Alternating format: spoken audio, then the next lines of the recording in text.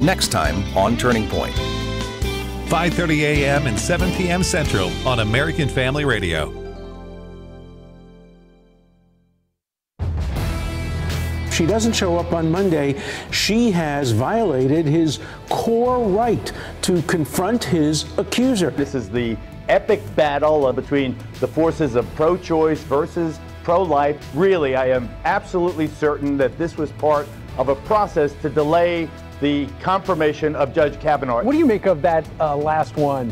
Kavanaugh should be questioned first. Isn't that exactly backwards? It is.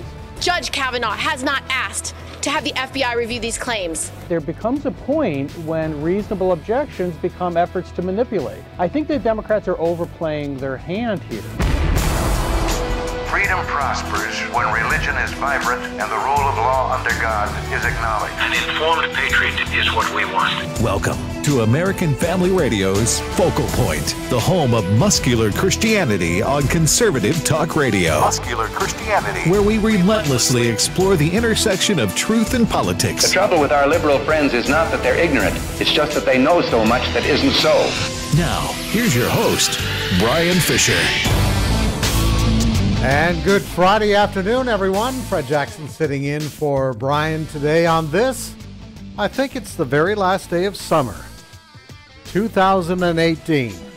Goodbye, summer 2018. Of course, everybody knows tomorrow will be nice, cool weather here in the southeastern United States.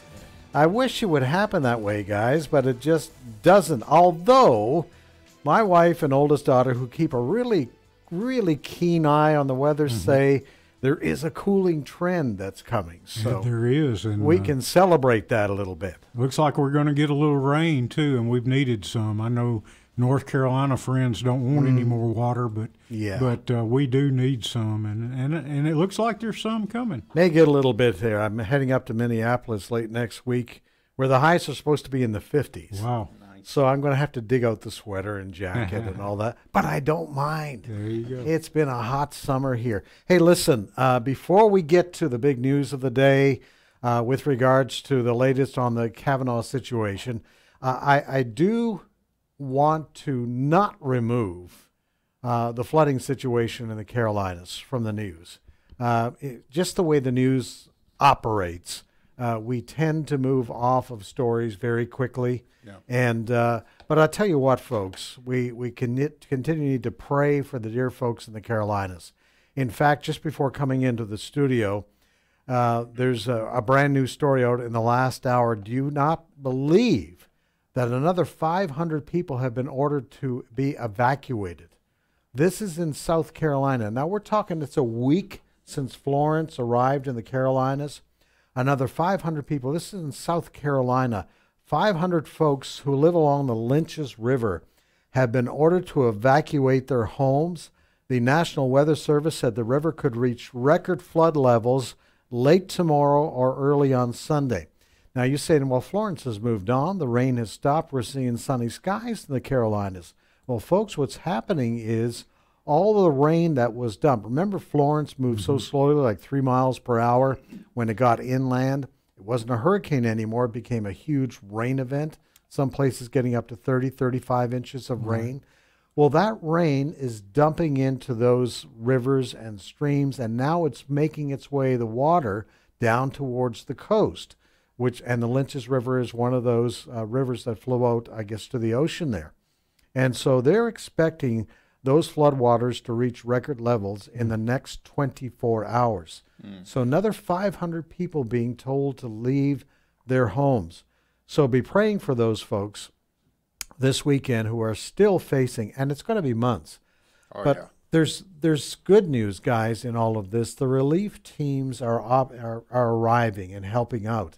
And certainly our good friends of 8 Days of Hope with Steve Tiber, their what do they call it? Their rapid response operation begins on Sunday. Okay. And I've been told there are people that are getting ready now to spend the next 30 days volunteering their time going over and helping out folks. That's awesome. So 8 Days of Hope, Samaritan's Purse is going to be there. Southern Baptist disaster relief teams are moving in, along with more than 20,000 federal employees. We're talking Army, National Guard, Coast Guard, all of those. So if you're listening to our stations, we have several stations in the Carolinas. If you're listening, if help hasn't already arrived, and they've been in there now for several days, it is on the way to start rebuilding lives over there.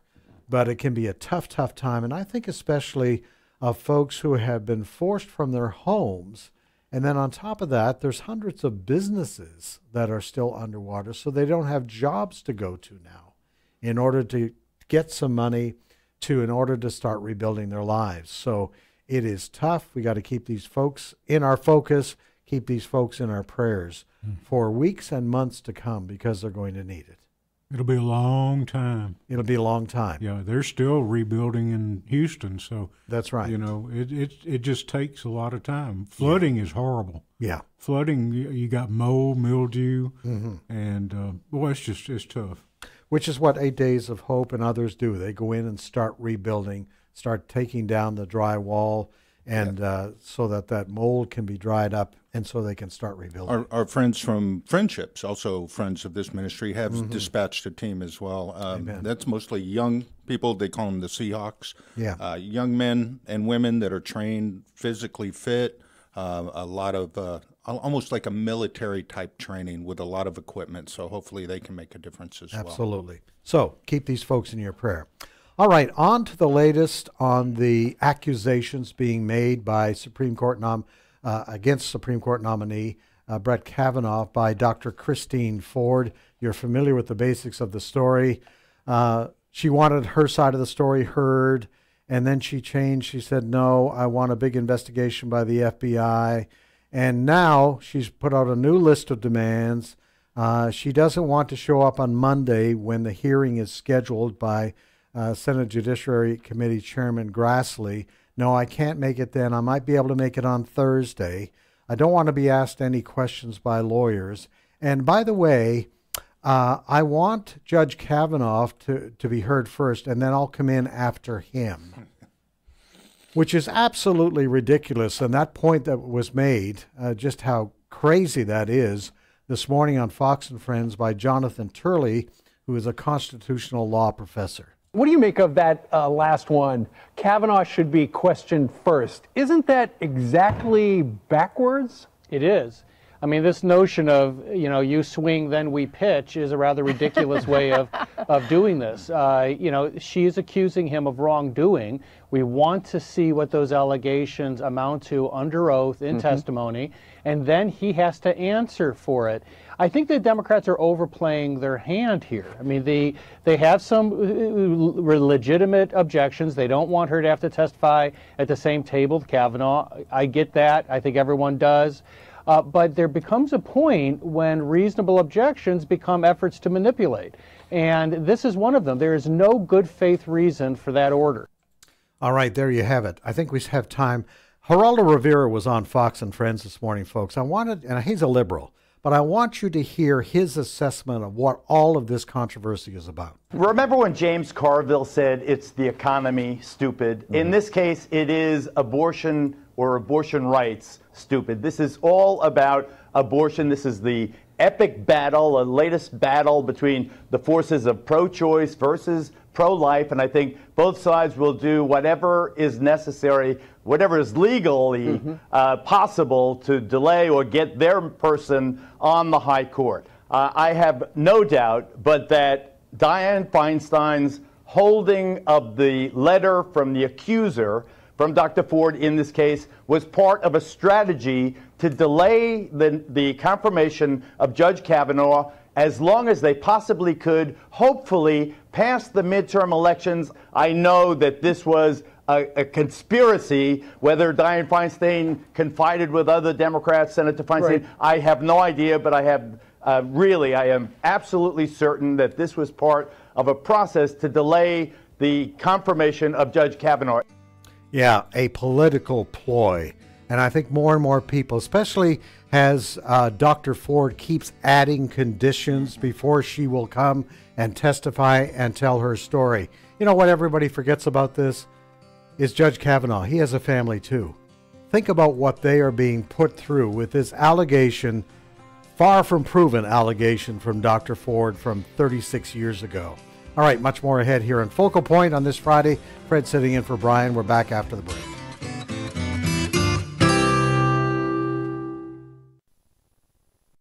Good news. You are not stuck with your healthcare plan. Really. You have a choice, and it's a great one. It's called MediShare, and if you've heard about it and wondered what exactly it is, it's a way that people share their healthcare bills, and these are people who have a common faith, who want to be part of something beautiful that not only meets their healthcare needs, but the needs of others too. And it's people who love to save money, big time. MediShare members typically save $500 a month per family on their healthcare costs. That is a life changer for people. So this could be for you. Maybe it's what you've been looking for, a way to pay healthcare bills that's not only very smart financially, but it's even profound. MediShare is a nonprofit with 400,000 members nationwide who pray for and share with each other. So yes, you're not stuck. There's another way, and it could save you a lot. Hit *345 to find out how much you can save on your healthcare. Message and data rates may apply. That's *345. And he made from one man every nation of mankind to live on all the face of the earth, having determined allotted periods and the boundaries of their dwelling place. My name is Abraham Hamilton III, and this is the Hamilton Minute. Acts 17:26 conveys to us the reality that we were born and placed in the 21st century by God's specific design. He determined before time where we would live and when we would live there. If you're in Minnesota, Mississippi, or Maine, God put you there on purpose. He's not surprised by the darkness we see around us, nor is he caught off guard by it. In fact, he specifically prepared for it by making sure you're alive right now. God can do whatever he wants, but he's chosen to use you and me as ambassadors of his kingdom. We are his torches to light up the darkness. Listen each weekday from 5 to 6 p.m. Central for the Hamilton Corner with Abraham Hamilton III, Public Policy Analyst for the American Family Association. Democrats use sleazy tactics against Brett Kavanaugh. Hello, I'm Walker Wildmon, host of Exposing Washington. This weekend we'll talk about how Brett Kavanaugh is going through a, quote, high-tech lynching, as Clarence Thomas called it, and why we can't let him become victim to this tactic. Tune in Saturday at 2:30 p.m. Central on American Family Radio. This is Focal Point with Brian Fisher on American Family Radio. Welcome back to this Friday edition of Focal Point. For Jackson sitting in for Brian today. Brian is up in cooler temperatures, doing some meetings for American Family Association. Correct, Muskegon. Muskegon? Michigan. Yeah, it's a little bit cooler up there. Yeah. You'll be enjoying that. All right, we've been talking about the latest details on the Kavanaugh situation, the charges made against him by Dr. Christine Ford, and in particular, the latest demands coming from Dr. Ford and her lawyers. They don't want to meet on Monday now. You remember Monday was the day scheduled by the Senate Judiciary Committee Chairman, Senator Grassley, to hear from both sides, from Dr. Ford and from Brett Kavanaugh, with regards to her allegation that he sexually attacked her way back 36 years ago when they were teenagers. Now, so far, two other people that she says were in the room during this alleged incident have both said they don't remember anything like this happening. Of course, Judge Kavanaugh says nothing ever happened. Don't remember an incident, not only with Dr. Ford, but with anybody else. Dozens and dozens of women have come forward who have known him through the years and say this is totally out of character with Judge Kavanaugh. But still, you have these delays. The latest delay is we might show up next Thursday if you're willing to hold a hearing then. But also, we don't want to be questioned by lawyers. And also, we want Judge Kavanaugh in the room first to be questioned, and then we'll come in later and have our say, which you just heard from Jonathan Turley, constitutional law professor, saying that's unheard of. Anyway, on and on it goes, and I think more and more people are beginning to doubt. I fear, Jeff, you were saying a few just before we came on the air about a poll by Washington Post. Washington Post, a liberal newspaper, Yes. more and more, a majority of women are having doubts about this. Yeah, they tend to believe. I think it was 60-something% tend to believe Kavanaugh in this story. That's the Washington Post poll. Yes. In all of this. All right. They didn't make a big headline about that, by the way. Oh, that shocks me. That really does. All right. Joining us right now to give his assessment of all of this is our good friend Dr. Richard Land, president of the Southern Evangelical Seminary. He's also a member of President Trump's Advisory Board for Faith and a well-known voice right here on American Family Radio. Dr. Land, welcome to the program. Well, thank you. It's good to be with you. All right. What do you think of these latest conditions that are being put forward by Dr. Ford before she even considers showing up and making public for the first time her allegations against Judge Kavanaugh? I think it's nonsense, and it's just another delaying tactic. To use a baseball analogy, they're saying that they want to demand that Judge Kavanaugh swing, and then they're going to throw the pitch. This is a nullification of the entire rule of law that we've had in Western jurisprudence. Always the accuser goes first, and then the accused has a chance to rebut. He doesn't even know what he's being charged with, what he's being accused of, until after she testifies. Frankly, she ought to be glad that I'm not the chairman of the Judiciary Committee, because I would subpoena her, and I would subpoena her husband, and I would subpoena the therapist, and I would subpoena the other two people that were supposed to be in the room, and I would bring them all in under oath, and I would have lawyers ask them questions, and since all the Republican members of the Judiciary Committee are males, I would have a female attorney who is employed by the Judiciary Committee do the questioning and question her. And it is interesting, that same poll showed that more men believe her than women do. 28% of men believe her, 25% of women do. And I want to know what the women know we don't. Now, you raise an interesting issue in all of this. Now, last night when Dr. Ford's lawyers made these latest demands, the response initially from Chairman Grassley was, well, we'll go away and consider this. Well, a lot of people are saying, well, consider you didn't hold the vote on Judge Kavanaugh on Thursday of this week, as you said you were going to. You delayed that. Then you set up this hearing for this coming Monday for both individuals to come and testify.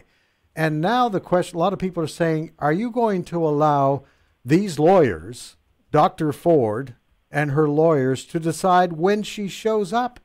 That just doesn't happen. Well, and under what conditions she'll deign to show up? These Republican senators need to get some backbone. They may need some calcium injections. They need to get some backbone and say, look, we're the Judiciary Committee. Any investigating that will be done by our investigators. Any questioning that will be done by our attorneys. And unless you want to be held in contempt of Congress, here's a subpoena. Show up. Yeah, exactly. Listen, I was looking at a press release you put out early this morning, and it had to do with your take on if Judge Kavanaugh was guilty of what he is being accused of, we would have seen a pattern in that behavior. In other words, a sexual predator type pattern. Talk to us a little bit about that. Well, sexual predators never act just once. They are serial predators. Harvey Weinstein and Bill Clinton come to mind as good examples of that. Serial predators. If Judge Kavanaugh did this once, he did it many times.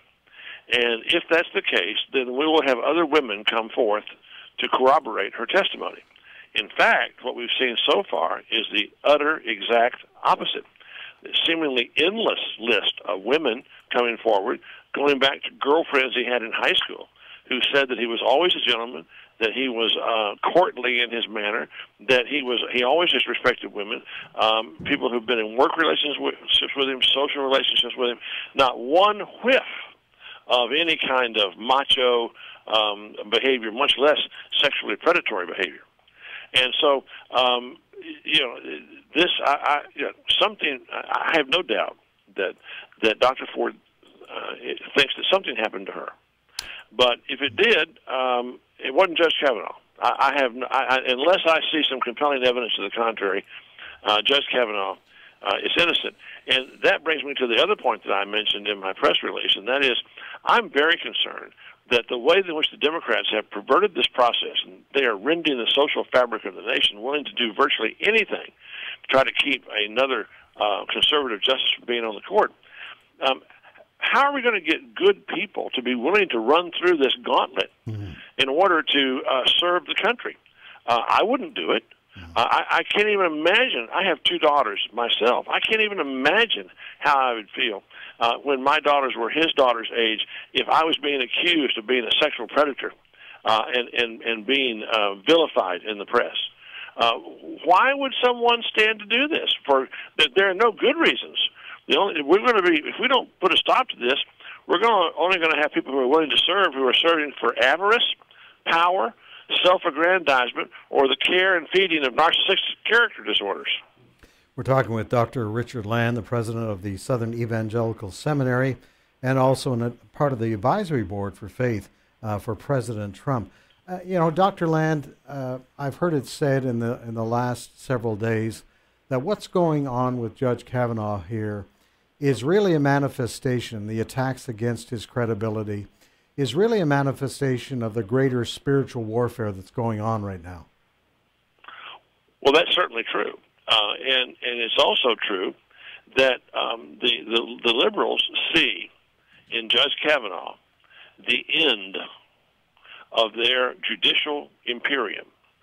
For the last 60 years, they have been ruling this country through judicial fiat, pushing on and thrusting down the throat of the American people things that their elected legislators would never pass because they didn't have enough support. Same-sex marriage, abortion on demand, reverse discrimination, set-asides, quotas, you name it. None of those were ever passed by a legislative body. They were imposed by the court system. The classic example of that is Chief Justice Roberts' dissenting opinion in the same-sex marriage case. He said, this decision, legalizing same-sex marriage, has nothing whatsoever to do with the Constitution of the United States. It has everything to do with 5 unelected lawyers seeking to impose their definition of marriage on the American people. Well, they know, the liberals know that if Judge Kavanaugh is confirmed, that era has come to an end, and the American people have got their government back. Dr. Land, let me ask you this question. Are you saying that evil has reached a point in this country where even members of Congress, senators, would be willing to accept a lie in order to achieve their political agenda? Oh, I think there are many members of Congress and many people in the press and many people in the deep state who are capable of doing anything necessary to stop Mr. Trump's agenda from being put forth in the federal judiciary. And by anything, I mean anything. Wow. I hope that Judge Kavanaugh has good security, and I hope and pray that the president has very good security. Sobering thoughts. Dr. Land, you have a conference on Christian apologetics coming up in a few weeks. Tell us a little bit about that. Well, we're very excited about it. It's our annual apologetics conference. It's the longest running apologetics conference in the country. We're going to have about 3,000 people here this year. Ravi Zacharias is one of our main speakers, and Dr. Gorham Geisler and Hugh Ross and Josh McDowell. And the theme is the God who is. How can we know the God who is? Well, we can. We can know the God who is, and we can be certain that we know the God who is the only God worth knowing. Amen. Amen. Dr. Richard Land. And if they want more information about that, they can go to ses.edu. Thank you so much, sir. We sure appreciate your comments at all times, and especially at this time, I think, of great spiritual warfare in this country. Thank you, sir. You have a great weekend.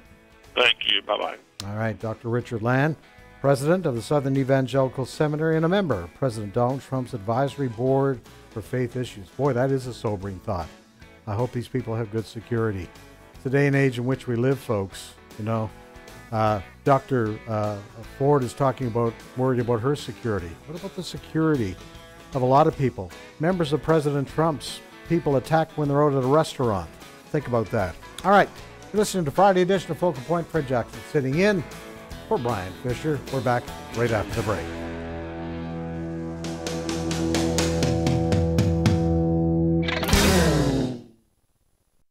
This is Dr. Richard Land, President of Southern Evangelical Seminary. Welcome to Bringing Every Thought Captive. U.S. Secretary of Education Betsy DeVos, speaking at a Constitution Day event in Philadelphia's Constitution Center September 17th, spoke of the teacher she observed with a shirt that read, quote, "Find your truth," end quote. This is terrible advice, and it was also plastered on the walls of her classroom for untrained and still forming minds to absorb with devastating results. This is the destructive destination to which moral relativism always leads us.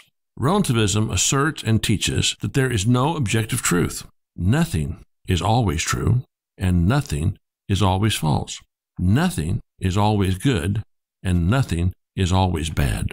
At the popular level, it devolves into, you have your truth, and I have mine.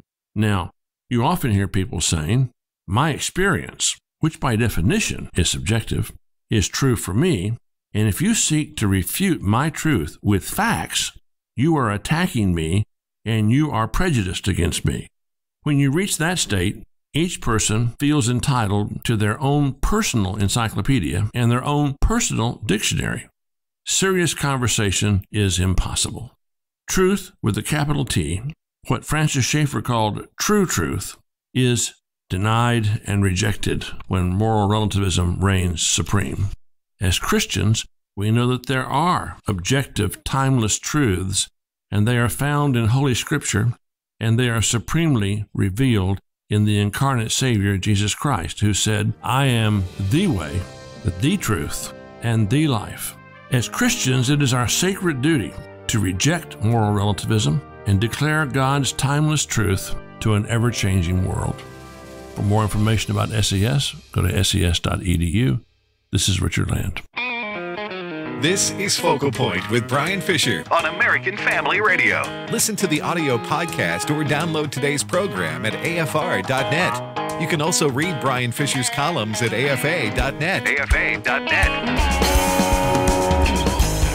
And we are back to this Friday edition of Focal Point. Fred Jackson sitting in for Brian Fisher today. Well, in the midst of everything that's going on in Washington, D.C. and around the country, the Values Voter Summit is being held this weekend in D.C., and just an incredible lineup of speakers there this year once again. I believe Vice President Pence is scheduled to speak there tomorrow. I believe the Secretary of State, Mike Pompeo, was there this morning. But also there is a pretty good friend of ours, a man by the name of Walker Wildmon, who's on the line right now from D.C. Walker, welcome to the program. Hey, Fred. Good to be on the show, and I'm in the swamp, but I think I'm surviving, and I'll be back in Mississippi on Sunday. Well, as long as you got your boots on, pal, you'll make it through. Hey, listen, we've been talking, we just had interviewing Dr. Richard Land about the latest on the Kavanaugh situation. Given the fact that you are in the swamp, is that being talked about a lot there so far during the Values Voter Summit? Yeah, it's being talked about a lot, and Senator Mitch McConnell spoke earlier. Now, as everyone knows on AFR, I am no fan of Mitch McConnell. I think he's been a lousy leader in the Senate, but what he said was, he said Brett Kavanaugh is going to be on the Supreme Court. So even the Senate Majority Leader, Mitch McConnell, who oftentimes has no backbone, he has even said that Brett Kavanaugh will be on the Supreme Court. Look, I've been very strong on this, so has Brian Fisher and others. Kavanaugh should be on the court today. We need to confirm him immediately, and so hopefully we'll see the Senate do that in the coming days. What do you think of the latest demands from Dr. Christine Ford and her lawyers? They don't want to show up on Monday when this hearing is scheduled. And one of the most bizarre things is they want Judge Kavanaugh to speak first and then leave the room so that she can come in and basically say anything she wants. Yeah. Well, I think it's not unreasonable to now say that we have Chairman Dr. Christine Ford as chairman of the Senate Judiciary Committee. Yeah. Because Dr. Ford and her attorneys, all of her Democrat attorneys, and the Democrats on the committee, they're setting the rules for the Senate, and Chuck Grassley's nowhere to be found as far as being in charge of the Senate Judiciary Committee. So I think it's absolutely ridiculous that Chuck Grassley and others have had no backbone on this issue, and they're letting Dr. Ford and others run the Senate Judiciary Committee. So it's really been disappointing. And, this kind of ties into the Values Voter Summit. Republicans we're kind of depressed. I mean, there's some good stuff going on in Washington, most of it done by President Trump.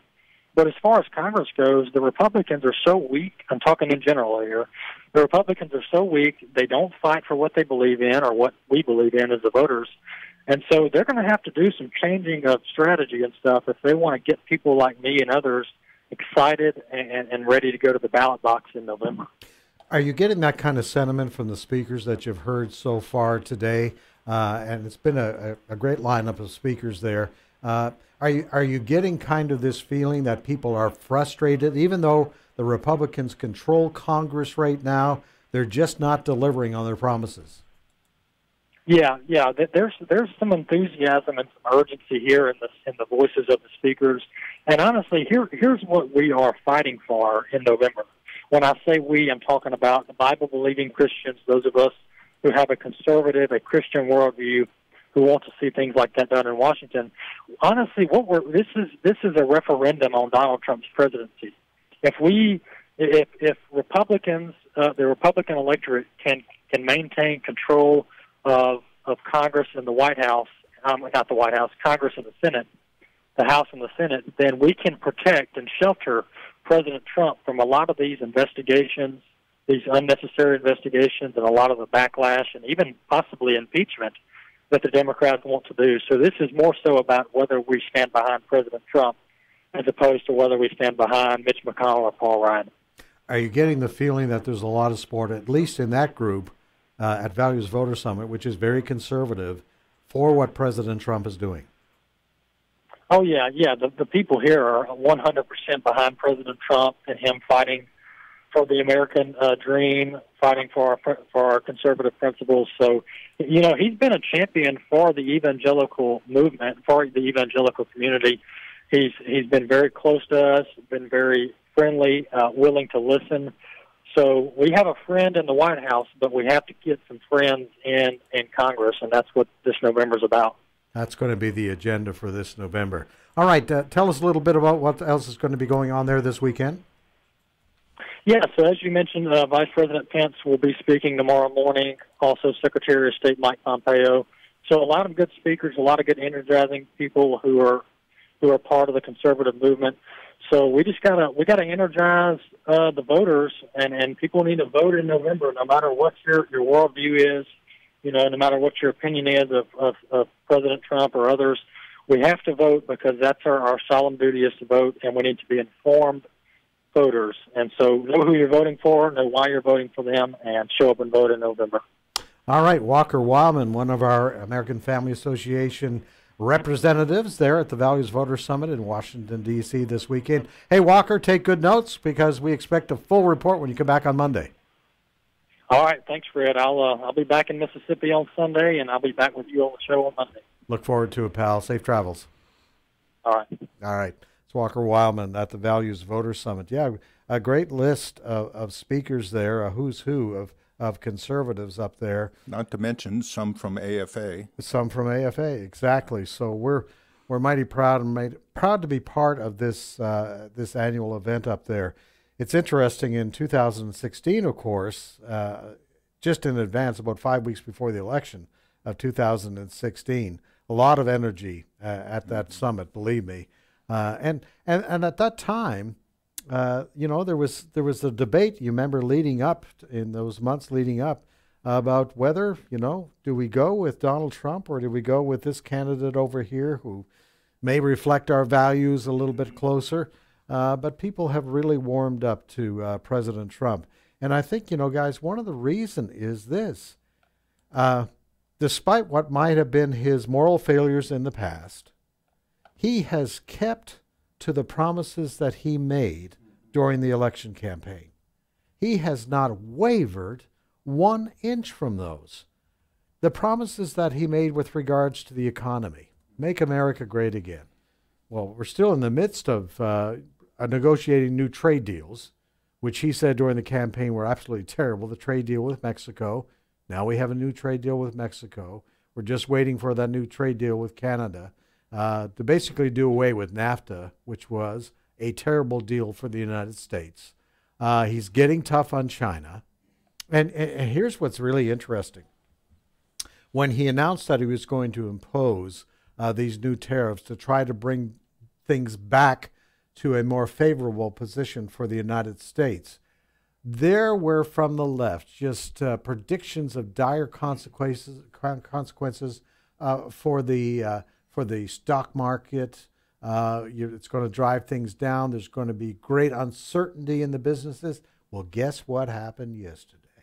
What? We had the best day, one of the best days in the stock market ever. Went up another, 200 points yesterday in the midst of all the stories about extra tariffs being put on China. And so, the stock market and the American people are not too worried about the ramifications of these tariffs. Now, the mainstream media will go out and find people and find even business people who say they're upset by all of this. But the reality is his plan for the economy is working. The lowest unemployment rate in years and years and years. The highest employment rate for African Americans in the country in years. The highest employment rate for Hispanics in years and years and years. He wants to build that wall, but Congress won't give him the money, which is what Walker was alluding to, the frustration of the Republicans in Congress. They will not give him the money necessary to build that wall. And what many evangelical Christians are celebrating, remember, this president promised to move the U.S. Embassy from Tel Aviv to Jerusalem. Like President Bush, President Clinton, President Obama, all promised that during their election campaigns. And I have to admit, I was a little skeptical because of that track record of promises when it comes to that.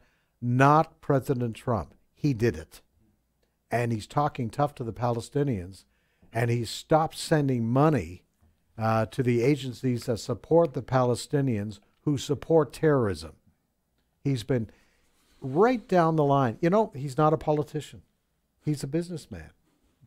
He doesn't need the job of president of the United States. If there's one question out there, why would this man, who's a billionaire, successful businessman, want to be the president of the United States?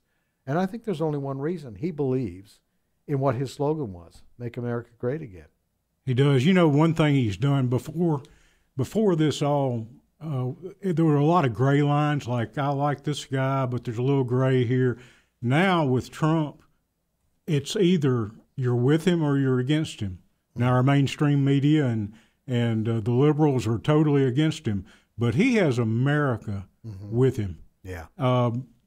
We'll see how it goes, but if America is going to stay with him, he needs a Congress that's going to stay with him, and that's when November is so important. Yeah, he was in Las Vegas last night for another one of his rallies, which, by the way, if you saw pictures of that rally, like these other rallies he's been holding lately, they were jam-packed there in Las Vegas. He is getting the kinds of crowds that he did during the 2016 election campaign. And just to return to the Kavanaugh story, last night he was interviewed by Sean Hannity, and he spoke forcefully in favor of Judge Kavanaugh. And then he was tweeting out early this morning. He has to be the most tweetiest president we've ever had. But he was tweeting out this morning. This is what he said about Judge Brett Kavanaugh. Judge Brett Kavanaugh is a fine man with an impeccable reputation who is under assault by radical left-wing politicians who don't want to know the answers. They just want to destroy and delay. Facts don't matter, he says. I go through this and with them every single day in D.C. Now, he's been attacked by the mainstream media as being uncivil towards the accuser against Judge Kavanaugh. But I think he's saying what a lot of Americans are saying at this point. about this controversy. Enough is enough. Lay the cards on the table and let there be a vote on this, and let's get on with it. All right, you're listening to the Friday edition of Focal Point. Fred Jackson sitting in for Brian Fisher. We're back with much, much more ahead on Focal Point for the Friday. Back in just a few moments.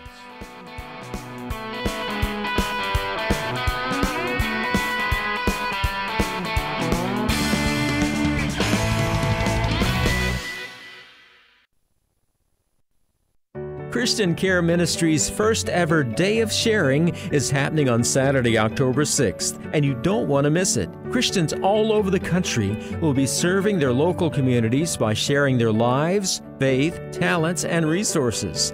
The idea is to find a need, meet the need, and impact the kingdom right where you are.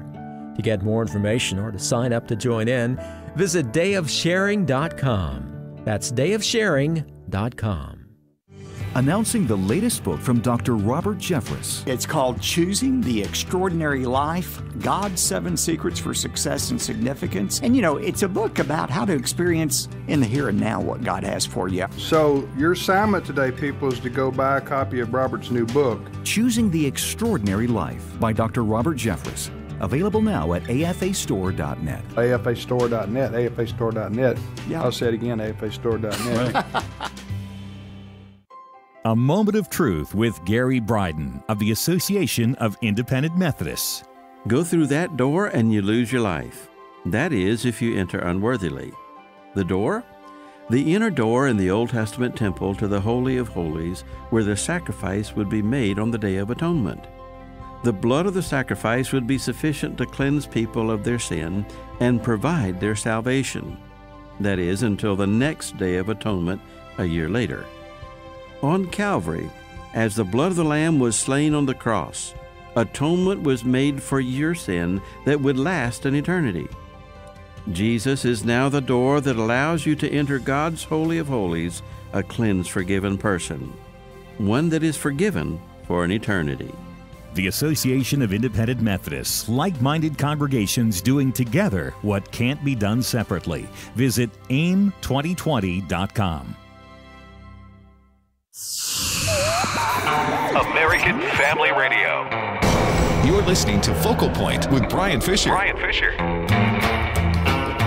And welcome back to Focal Point. Been talking a lot today about the latest conditions that Dr. Christine Ford and her lawyers are trying to impose on the Senate Judiciary Committee before she is willing to show up. You will remember that during this past week, the chairman of the Senate Judiciary Committee, Chuck Grassley, agreed to delay the vote that was supposed to be held yesterday on Judge Kavanaugh. And he said, I'll hold a hearing on Monday, this coming Monday, and we would like the two parties, Dr. Christine Ford and Judge Kavanaugh, to come in, give them an opportunity in public to have their say, to make their points. Now, we already know that Judge Kavanaugh has said what I'm being charged with, it just never happened. It did not happen. I mean, his defense is very simple. It did not happen. But the latest conditions from Dr. Christine Ford and her lawyers is that we don't want to show up on Monday. We have to get things ready here, home in California, and then we have to travel to Washington. So maybe Thursday we'll show up. Don't you find it a little ironic? After 35 years, now she needs a little more time? Needs a little more time to get things in order back home there in California. So all that has to be, I guess, answered right now is the Senate Judiciary Committee, the chairman, Chuck Grassley, going to agree to these latest demands? And as some of our guests have already said and what we've already heard, this would be unprecedented. All of a sudden, the witness is deciding when they're going to show up and telling the chairman, you're just going to have to wait until I'm ready. Now, in a lot of people's mind, that is utterly insane. You know, a lot of people would like Senator Grassley simply to say, I've already set the hearing date.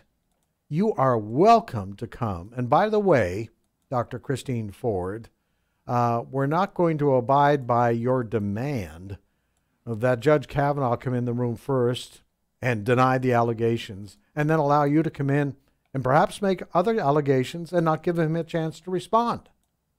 As people have said, that's like asking your person to swing the bat before the pitch is even leaving the hands of the pitcher.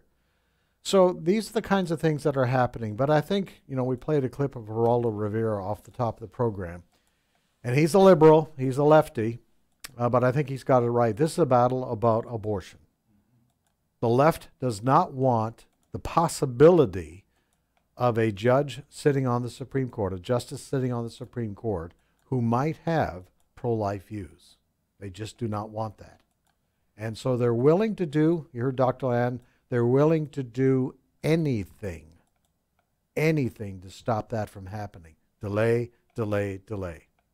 Many people think this Thursday date would likely get pushed again, and they're trying to get beyond the election day in November so that perhaps they think the Democrats, they'll control Congress after that.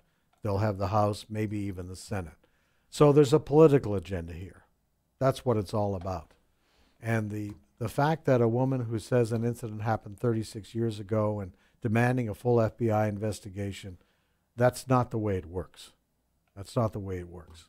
But anyway, we'll have to wait and see. We're just talking to Walker Wildmon at the Values Voter Summit going on there in D.C., and basically encouraging evangelicals in this country to go out, get involved with the political agenda in this country, and to get out there and vote. I was reading with interest a story the other day. The headline was this: Evangelicals, a growing force in Brazil to impact their elections. They have elections coming up on October the 7th. And I thought I would read you a few portions of this story. Now, you might say, evangelicals in Brazil? They might be a tiny minority, but you have a listen to this. They are a growing force. Here's the lead line. In a Brazilian presidential election marked by uncertainties, there is little doubt about one thing. Evangelical voters will have a major impact. In fact, in that country, evangelicals are growing and now number 42 million, or about 20% of the total population.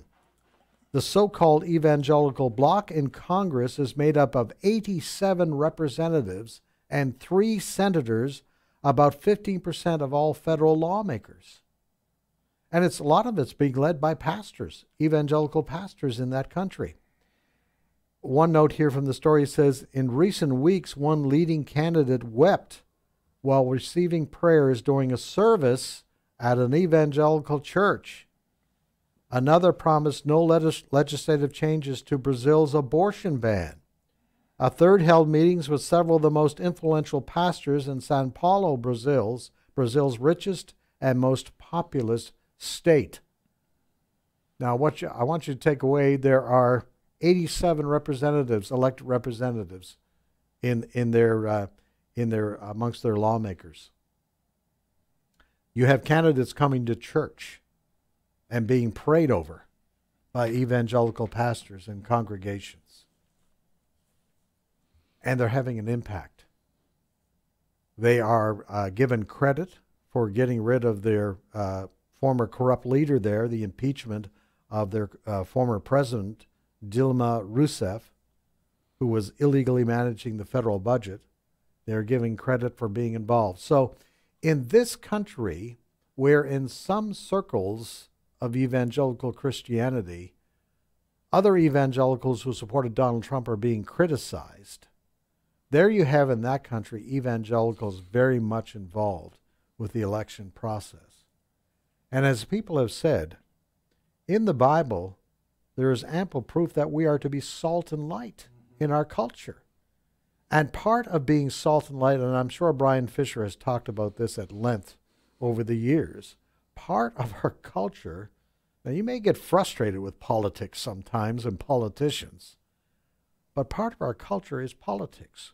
And part of the opportunity that God has given Americans, American Christians, is an opportunity to be involved with politics and to have a say. I think Calvin Coolidge once said that if good men don't hold office, evil men will. that vacuum will be filled by someone else. Yeah. And so that's an encouragement. You know, you can complain about what's going on in Washington, but perhaps God is leading you to get involved beyond saying you don't like what's happening there, but to get involved. And that starts many times as, and I was, the late Adrian Rogers, I read his devotions every morning. And he was talking about people who complain about, and Adrian Rogers passed away many, many years ago, but his devotions are still extremely relevant. And he was talking about the concerns over prayer not being involved in schools, in our nation's schools anymore. And he said, well, yeah, pray for our educators. That's important. Pray for our students, but also get involved. Go to the school board meetings. Run for school board. Get involved. If we're to be salt and light, it has to go beyond saying, I don't like what's happening. Then do something about it. And those opportunities are there. You know, there are some Christians who say, well, you know, I'm just going to wait for Jesus to come. Well, I'm waiting for Jesus to come too.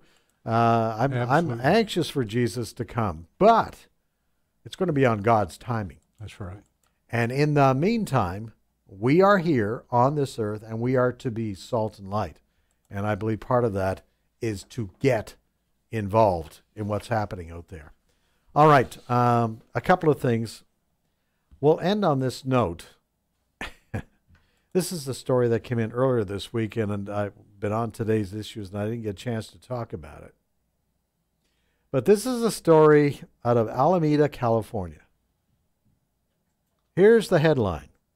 School's new dress code includes pajamas. What?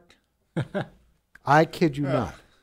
Alameda, California, near San Francisco. Yeah, it's kind of an island off of the part of it. Let me read it to you.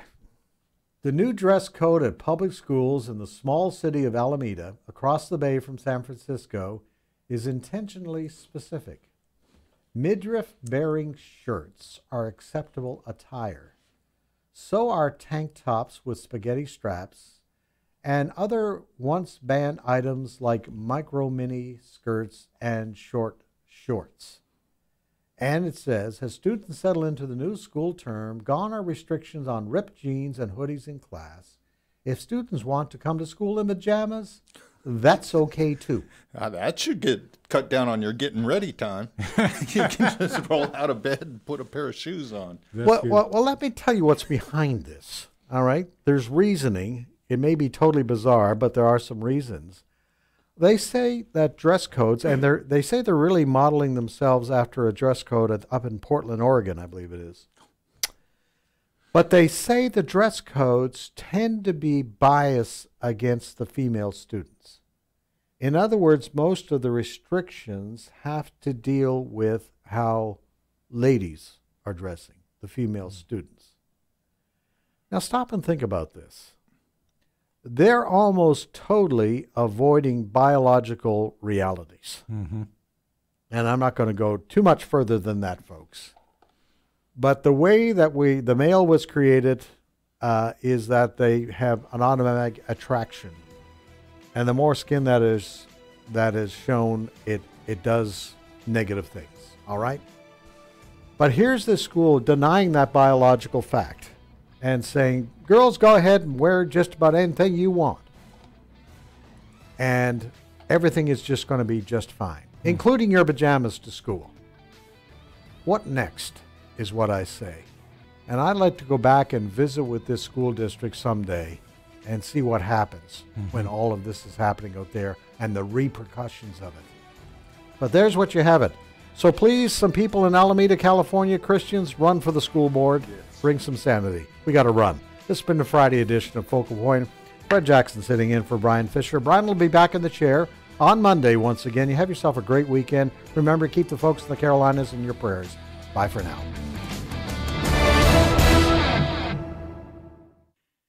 The views and opinions expressed in this broadcast may not necessarily reflect those of the American Family Association or American Family Radio. Faith, family, freedom. American Family Radio. As a federal or state employee, you have the opportunity to support the American Family Association through the combined federal campaign by designating a